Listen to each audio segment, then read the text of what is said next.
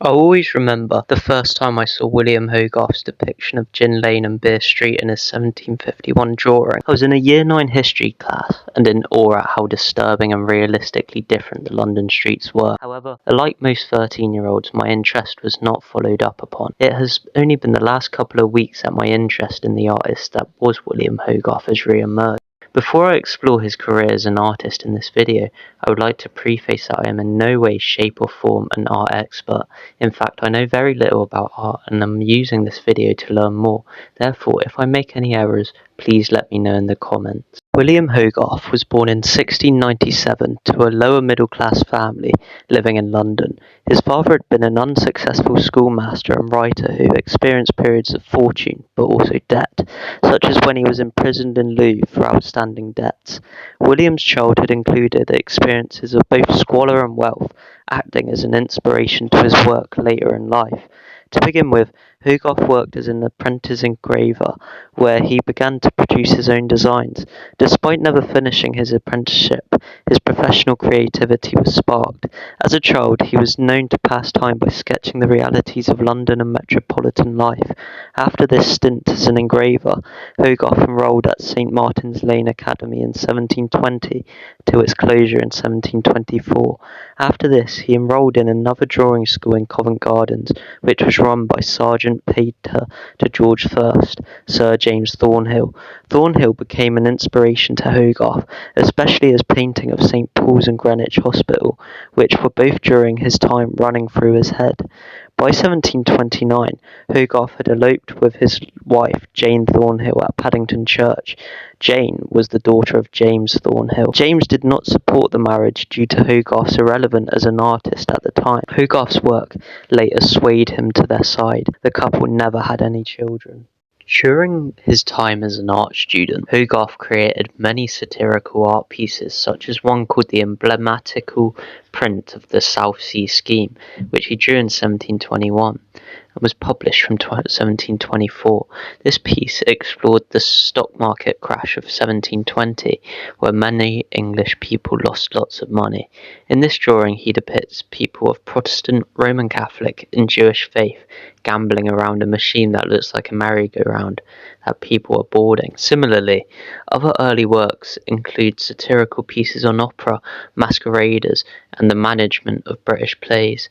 Hogarth himself highly regarded his drawings that depicted Samuel Butler's Hudibras series of poems. Once Hogarth graduated from his education as an art student, he began his career as a professional artist. In 1727, Hogarth was hired by Joshua Morris, a tapestry worker, to design for the element of earth. However, Hogarth ended up suing Morris in 1728 after his work was declined. Towards the beginning of the 1730s, Hogarth began creating conversational pieces, which are group portraits depicting the subjects in a particular landscape. Examples of these were the Fontaine family, the assembly at Wanstead House, and operatic actors from John Gay's The Beggars. Hogarth became increasingly recognised into the 1730s with works such as A Harlot's Progress, which became one of his most recognised pieces of work. It was a series of 6 paintings that depict a country girl as she begins prostituting up until her death with venereal disease. This was followed up by A Rake's Progress, which contains 8 paintings depicting a rich merchant's son who recklessly spends his money on prostitutes and gambling up until his death. Hogarth's success meant that people began reproducing his work. This meant that he had to lobby in Parliament for greater legal control over the reproduction of his and other artists' work. Resultingly, the first Copyright Act was put in place. Hogarth continued to depict the inequalities of 18th century life. He painted a 6-painting series called Marriage à la Mode, which skewered the upper class in society and how marriage was seen more of a convenience than a privilege. The painting's story ends with the husband being killed by the wife's unwealthy lover. In contrast, Hogarth's 12-print series titled Industry and Idleness was published in 1747. It shows the differences between 2 apprentices, a hard-working and disciplined man, against an idle criminal who was later executed. This was an effort to show the reward of hard work. For me, and most fans of Hogarth, his most influential piece of work was his depictions of Gin Lane and Beer Street in 1751. This was created to support the Gin Act. He shows how dangerous gin consumption was in London through the depiction of Gin Lane. A comparison is drawn from Beer Street as a more developed and sophisticated area of London. He personally wanted people to see Beer Street before they see Gin Lane, to exaggerate the differences even more. Hogarth based his depiction of Gin Lane on St Giles's Parish in Westminster, an area that was scattered with gin shops along its street. The print showcases the societal issues associated with excessive gin consumption that had become so common at the time.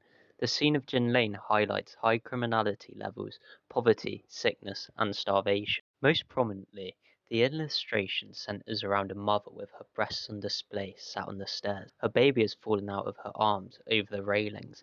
Her face implicates that this has happened due to her drunkenness. On the same staircase, a man is passed out clutching a basket of gin bottles. He is extremely skinny and his stomach sinks in, showcasing his ribs. The staircase leads to a pawnbroker's, with the owner wielding a sword indicating people's debt they are in for drinking. Beer Street is a great comparison to Gin Lane, as it's a setting of prosperity and health, as the people enjoy good English ale. They are shown as patriotic as they celebrate King George II's birthday, and the scene is populated by good-spirited, round-bellied English workers. Although it could be argued that both inhabitants of each drawing are day drinking instead of working, Beer Street shows people enjoying beverage after a difficult day of labour compared to bone idleness. Both drawings are extremely effective at delivering the point they want to make, and delivers an interesting commentary surrounding the dangers of the gin craze and economical differences in London. I think it's hard to make an argument that this isn't Hogarth's most influential art piece.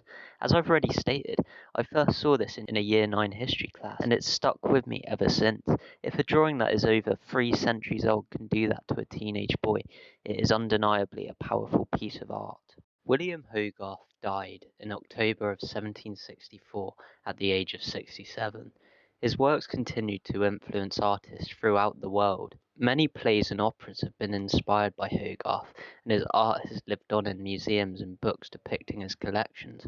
Most interestingly, he has been named amongst the inspirations for the cinematography in Stanley Kubrick's 1975 film Barry Lyndon. Finally, I'd like to thank you for watching.